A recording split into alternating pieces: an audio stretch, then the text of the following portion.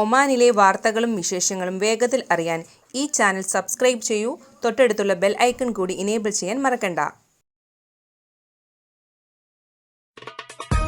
പുരുഷോത്തം കാഞ്ചി exchange presence Oman news.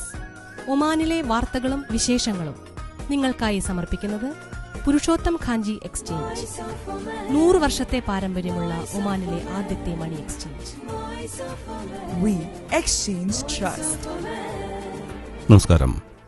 Purushottam Khanji exchange അവതരിപ്പിക്കുന്ന voice of Oman പ്രഭാത വാർത്തകളുമായി ഷിലിൻ പൊയ്യാറ.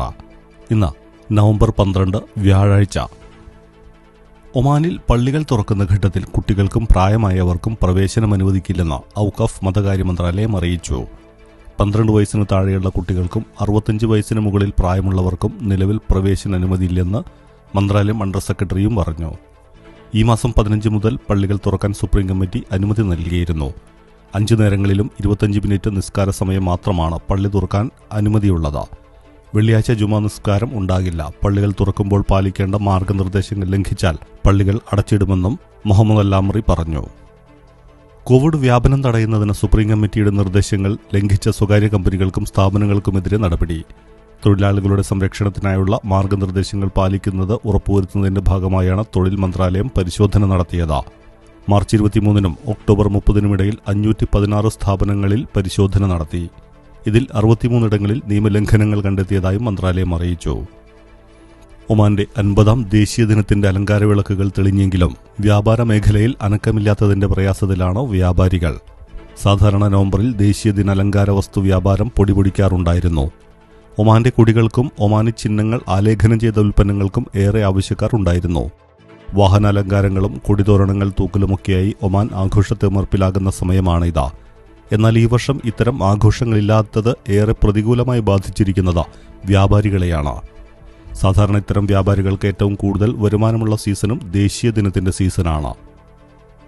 ഒമാനിൽ 302 പേർക്ക് കൂടി കോവിഡ് സ്ഥിരീകരിച്ചു. ഇതോടെ മൊത്തം രോഗികളുടെ എണ്ണം 1,19,186 303 പേർ കൂടി രോഗമുക്തരായി. 1,09,633 പേർക്കാണ് ഇതുവരെ രോഗം ഭേദമായത്. 5 പേർ കൂടി മരിച്ചു. ആകെ മരിച്ചവരുടെ എണ്ണം ഇതോടെ 1321. 37 പേരെ കൂടി ആശുപത്രികളിൽ പ്രവേശിപ്പിച്ചു. 309 പേരാണ് ആശുപത്രികളിൽ ചികിത്സയിലുള്ളത്. ഇതിൽ 133 പേർ തീവ്രപരിചരണ വിഭാഗത്തിലാണ്. കുതിച്ചുയരുന്ന പൊതുമേഖലാ വേതന ചെലവ് നിയന്ത്രിക്കാൻ ഒമാനി സർക്കാർ ചെലവ് മിതപ്പെടുത്താനും സാമ്പത്തിക കാര്യക്ഷമത മെച്ചപ്പെടുത്താനും ലക്ഷ്യമിട്ടുള്ള നടപടിക്രമങ്ങളുടെ ഭാഗമായാണിത്. സിവിൽ സർവീസ് മന്ത്രാലയങ്ങളുടെ ചെലവിൽ 60% ശമ്പളത്തിനും വേതനത്തിനുമാണ്. ഈയൊരു പ്രവണത സുസ്ഥിരമോ സാമ്പത്തികമായി നല്ലതല്ലെന്നാണ് ഈയടുത്ത് സർക്കാർ പുറത്തുവിട്ട ഇടക്കാല സാമ്പത്തിക പദ്ധതിയിൽ പറയുന്നത്. ധനകമ്മി കുറയ്ക്കാനും പൊതുകടത്തിന്റെ തോത് നിയന്ത്രിക്കാനും ലക്ഷ്യമിട്ടാണ് ഈ പദ്ധതി സർക്കാർ തയ്യാറാക്കിയിരിക്കുന്നത്.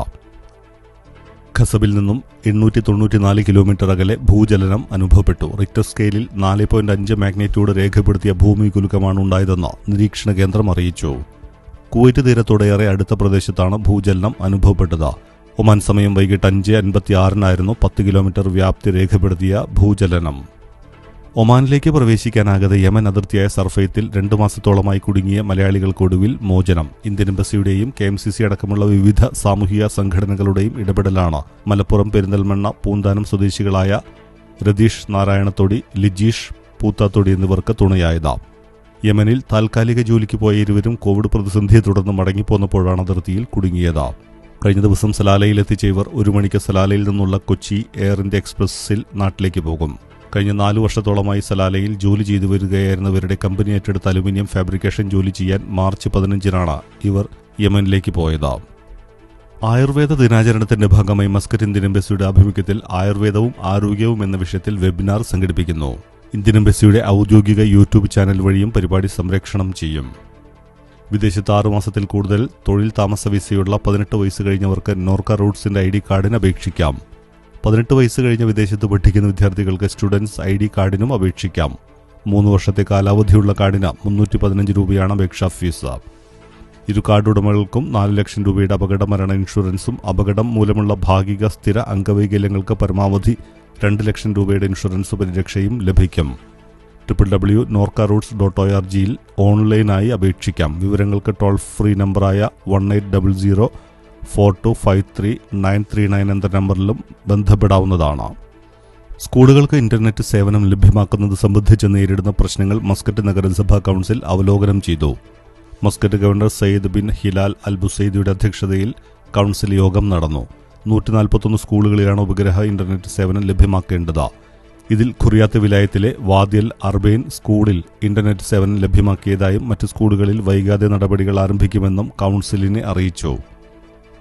ബഹ്റൈൻ പ്രധാനമന്ത്രി ഖലീഫ ബിൻ സൽമാൻ അൽ ഖലീഫയുടെ നിര്യാണത്തിൽ അനുശോചിച്ചുകൊണ്ട് ഒമാൻ ഭരണാധികാരി സുൽത്താൻ ഹൈത്തം ബിൻ താരിഖ വിസ കാലാവധി കഴിഞ്ഞ വിദേശികൾക്ക് പിഴ കൂടാതെ രാജ്യം വിടുന്നതിന് അനുമതി നൽകിയ തൊഴിൽ മന്ത്രാലയം നടപടിയെ അഭിനന്ദിച്ചുകൊണ്ട് Oman chamber of commerce and industry Dakhiliya ഗവൺറേറ്റിലെ ബഹ്ല വിലായത്തിൽ നഗരസഭയുടെ വ്യാപക പരിശോധന അൽഹംറയിലും ബഹ്ലയുടെ വിവിധ ഭാഗങ്ങളിലുമായി നടത്തിയ പരിശോധനയിൽ പഴകിയ ഭക്ഷ്യവസ്തുക്കൾ പിടിച്ചെടുത്തു. ഒമാൻ സർക്കാരിന് കീഴിലുള്ള ടൂറിസം വികസന വിഭാഗമായ ഒമ്രാൻ ഒമാന്റെ വിവിധ ഭാഗങ്ങളിൽ വിനോദസഞ്ചാരികൾക്കായി സേവന കേന്ദ്രങ്ങൾ സ്ഥാപിക്കുന്നു. ഒമാനിലെ പ്രധാന ഹൈവേകളിൽ വിവിധ സ്ഥലങ്ങളിലായാണ് സംയോജിത ടൂറിസം സേവന കേന്ദ്രങ്ങൾ സ്ഥാപിക്കാൻ ഒരുങ്ങുന്നത്. ആബിർ എന്ന ബ്രാൻഡ് പേരുള്ള സേവന കേന്ദ്രം ഖുറിയാത്ത് സൂർ തീരദേശ ഹൈവേയിൽ നിലവിൽ വന്നു. ഖുറിയാത്ത് സൂർ ട്രാവലേഴ്സ് ഒയാസിസ് എന്ന പേരിലുള്ള സേവന കേന്ദ്രത്തിൽ യാത്രക്കാർക്ക് ഇന്ധനം നിറയ്ക്കാനും വിശ്രമിക്കാനും ഭക്ഷണം കഴിക്കാനുമുള്ള സൗകര്യങ്ങളാണ് ഇപ്പോഴുള്ളത്. ആഭ്യന്തര വിനോദസഞ്ചാരത്തെ പ്രോത്സാഹിപ്പിക്കുന്നതിനായി സഞ്ചാരികൾക്ക് അടിസ്ഥാന സൗകര്യങ്ങൾ ലഭ്യമാക്കുന്നതിന്റെ ഭാഗമായാണ് ആബിർ ബ്രാൻഡിലുള്ള പൊതുസേവന കേന്ദ്രങ്ങളെന്ന് ഒമ്രാൻ അറിയിച്ചു. 2 ദിവസങ്ങളായി രാജ്യത്തിന്റെ വിവിധ ഭാഗങ്ങളിൽ പെയ്ത ശക്തമായ മഴ കുറഞ്ഞു. മഴ ലഭിച്ചയിടങ്ങളിൽ തണുപ്പ് ശക്തമാവുകയും ചെയ്തു. മസ്കറ്റ്, മുസന്തം, ദോഫാർ, ബാത്തന, ബുറൈമി ഗവൺറേറ്റുകളിലാണ് കഴിഞ്ഞ ദിവസങ്ങളിൽ ശക്തമായ മഴയും കാറ്റുമുണ്ടായത്. രാജ്യത്തെ താപനിലയിലും കുറവ് വന്നിട്ടുണ്ട്. ജബൽ ഷംസിലെ 3 ഡിഗ്രിയായിരുന്നു രാജ്യത്തെ ഏറ്റവും കുറഞ്ഞ താപനില അനുഭവപ്പെട്ടത്. മസ്കറ്റിലുൾപ്പെടെ തണുപ്പ് വർദ്ധിക്കുകയും ചെയ്തിട്ടുണ്ട്. കേരള സംസ്ഥാനത്താകെ കോവിഡ് ബാധിതരുടെ എണ്ണം 5 ലക്ഷം കടന്നു. 2 മാസം കൊണ്ടാണ് 4 ലക്ഷം രോഗബാധിതരുണ്ടായതെന്ന് ചൂണ്ടിക്കാട്ടി തദ്ദേശ തെരഞ്ഞെടുപ്പിൽ കടുത്ത ജാഗ്രത വേണമെന്ന് ആരോഗ്യവകുപ്പ് മുന്നറിയിപ്പ് നൽകി. രോഗതീവ്രത കുറയുന്നതിന്റെ സൂചന നൽകിക്കൊണ്ട് ടെസ്റ്റ് പോസിറ്റിവിറ്റി നിരക്ക് വീണ്ടും കുറഞ്ഞു. അതേസമയം വെറും 11 ദിവസത്തിനിടെ 287 പേരുടെ മരണം സ്ഥിരീകരിച്ച സംസ്ഥാനത്ത് രോഗമുക്തിക്ക് ശേഷവും മരണങ്ങൾ കൂടുന്നത് ആശങ്ക ഉയർത്തുന്നു. 5 ലക്ഷം കടന്നു കുതിക്കുകയാണ് സംസ്ഥാനത്തെ കോവിഡ് കണക്കുകൾ. ജനുവരി 30 ആദ്യ രോഗബാധ സ്ഥിരീകരിച്ച സംസ്ഥാനത്ത് ആദ്യം 500 കടന്നത് 3 മാസം പിന്നിട്ട് മെയ് ആദ്യ വാരത്തിലാണ്. അവിടുന്ന് അങ്ങോട്ട് 5 മാസമെടുത്ത് സെപ്റ്റംബർ 11 രോഗബാധിതരുടെ എണ്ണം 1 ലക്ഷത്തിലെത്തിയത്. പിന്നീടൊരു കുതിപ്പായിരുന്നു. വെറും 2 മാസം കൊണ്ട് 4 ലക്ഷം പേർക്ക് കൂടി രോഗം ബാധിച്ചു. രാജ്യത്ത് ഏറ്റവും കൂടുതൽ പേർക്ക് രോഗം കണ്ടെത്തുന്ന സംസ്ഥാനം, ഏറ്റവും ഉയർന്ന പോസിറ്റിവിറ്റി നിരക്കുള്ള സംസ്ഥാനം തുടങ്ങി മോശം അവസ്ഥയിലേക്ക് പോയി കേരളം. ഓണാഘോഷത്തെ തുടർന്നുണ്ടായ ക്ലസ്റ്ററുകളാണ് രോഗവ്യാപനമുണ്ടാക്കിയത്. 2 മാസത്തിനു ശേഷമാണ് ടെസ്റ്റ് പോസിറ്റിവിറ്റി നിരക്ക് 11 താഴെ എത്തുന്നത്. 5 ലക്ഷം പേർക്ക് രോഗം സ്ഥിരീകരിച്ചെങ്കിൽ ഇതിന്റെ 20 ഇരട്ടി പേർക്ക് രോഗം വന്നുപോയിട്ടുണ്ടാകുമെന്നാണ് വിദഗ്ധർ വിലയിരുത്തുന്നത്. നെറ്റ്ഫ്ലിക്സ്, ആമസോൺ തുടങ്ങി OTT പ്ലാറ്റ്ഫോമുകളെയും ഓൺലൈൻ വാർത്താ പോർട്ടലുകളെയും കേന്ദ്ര വാർത്താ വിതരണ മന്ത്രാലയത്തിന് കീഴിലാക്കി. ഇതോടെ ഇവയുടെ ഉള്ളടക്കം നിയന്ത്രിക്കാനും നിരീക്ഷണം ഏർപ്പെടുത്താനും കേന്ദ്രത്തിനാകും. ഫേസ്ബുക്ക്, ട്വിറ്റർ, ഇൻസ്റ്റഗ്രാം തുടങ്ങിയ സമൂഹ മാധ്യമങ്ങൾ വഴിയുള്ള വാർത്തകളും സിനിമ, ഓഡിയോ വിഷ്വൽ പരിപാടികളും ഇനി നിരീക്ഷണത്തിലാകും. മധ്യപ്രദേശിൽ ജ്യോതിരാദിത്യ സിന്ധ്യയ്ക്കൊപ്പം കോൺഗ്രസ് വിട്ട് BJPയിൽ ചേർന്നവരിൽ 3 മന്ത്രിമാർ ഉപതെരഞ്ഞെടുപ്പിൽ തോറ്റു. ഇതിൽ കമൽനാഥ് തെരഞ്ഞെടുപ്പ് പ്രചാരണത്തിനിടെ അപകീർത്തിപ്പെടുത്തിയെന്ന് വിവാദമുയർത്തിയ മന്ത്രി ഇമാർതി ദേവിയും ഉൾപ്പെടും. ബീഹാർ രാഷ്ട്രീയത്തിൽ അപ്രസക്തമായ കോൺഗ്രസ് 70 സീറ്റുകളിൽ മത്സരിച്ചതാണ് മഹാസഖ്യത്തിന്റെ വിജയത്തിന് വിഘാതമായതെന്ന നിരീക്ഷണം. NDA തൂത്തുവാരിയ 2019 ലോക്സഭാ തെരഞ്ഞെടുപ്പിൽ മഹാസഖ്യത്തിൽ 9 സീറ്റുകളാണ് കോൺഗ്രസിന് മത്സരിക്കാൻ കിട്ടിയത്. ആത്മാർത്ഥതയുള്ള പ്രവർത്തകരും വിശ്വസിക്കാവുന്ന വോട്ട് ബാങ്കുമുള്ള ഇടതു പാർട്ടികൾക്ക് കൂടുതൽ സീറ്റുകൾ നൽകിയാൽ സ്ഥിതി മാറിയേനെയെന്നും ജനങ്ങൾ പ്രതികരിക്കുന്നു. ഡിസംബർ 8, 10, 14 തീയതികളിൽ നടക്കുന്ന തദ്ദേശ ഭരണ തെരഞ്ഞെടുപ്പിന്റെ വിജ്ഞാപനം ഇന്ന് പുറപ്പെടുവിക്കും. നാമനിർദ്ദേശ പത്രിക ഇന്ന് മുതൽ സ്വീകരിക്കും. 19 വരെ പ്രവൃത്തി ദിനങ്ങളിൽ 11 മണി മുതൽ 3 മണി വരെയാണ് പത്രിക സ്വീകരിക്കുക. കോവിഡ് മാനദണ്ഡങ്ങൾ പാലിച്ചാകും പത്രികാ സ്വീകരണം. Exchange rate. Today's exchange rate is brought to you by Purushottam Khanji Exchange. Romania റിയാലിന് 192.80 ഇന്ത്യൻ രൂപയാണ് ഇന്നത്തെ വിനിമയ നിരക്ക്. Today's exchange rate is brought to you by Purushottam Khanji Exchange. Weather reports.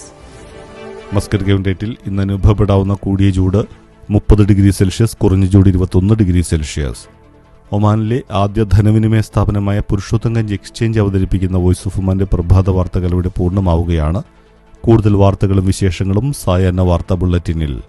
ശുഭദിനം. നന്ദി, നമസ്കാരം. Oman news brought to you by Purushottam Kanji Exchange. ഒമാനിലെ വാർത്തകളും വിശേഷങ്ങളും. 100 വർഷത്തെ പാരമ്പര്യമുള്ള ഒമാനിലെ ആദ്യത്തെ money exchange. We exchange trust.